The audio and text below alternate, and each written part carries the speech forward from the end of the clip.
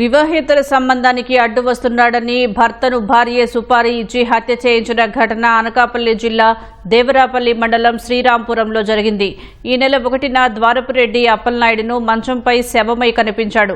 ఎవరో హత్య చేశారని అనుమానం వ్యక్తం చేస్తూ మృతుడి సోదరుడు పోలీసులకు ఫిర్యాదు చేశాడు.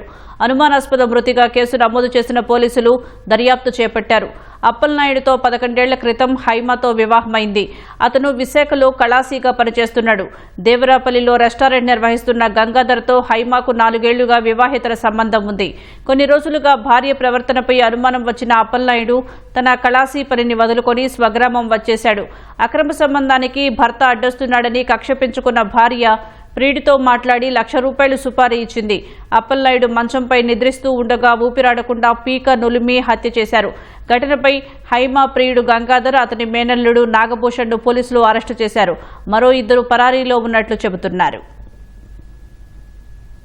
మేనల్లుడు ఉన్నాడు చరణ్తో ఇంక చంపాలి, ఎంత అయినా పర్వాలేదంటే అతను ₹1,00,000 అవుతుందని చెప్తే వైజాగ్ నుండి 2 కుర్రోళ్ళు తీసుకుని వచ్చి చరణ్ 1-7 రాత్రి 12 గంటల సమయంలో ఇంట్లో మంచం మీద పడుకున్న అప్పలనాయుడును పేకు నొక్కి చంపేశారు.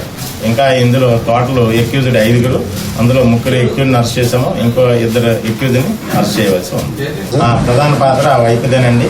కారణం ఏంటంటే ఆమెకి గంగాధర్ ఇల్లీగల్ కాంటాక్ట్ ఉంది. అది భర్త వద్దు తప్పు అని చెప్తున్నారు. ఊర్లో కూడా చాలా మంది అది తప్పమ్మా చేయకని అంటే ప్రధానంగా డబ్బులు ఏర్పాటు చేయడము, వీళ్ళు ఎంగేజ్ చేయడము అన్నింటిలోనూ భార్య అయిన హైమాదే ప్రధాన పాత్ర.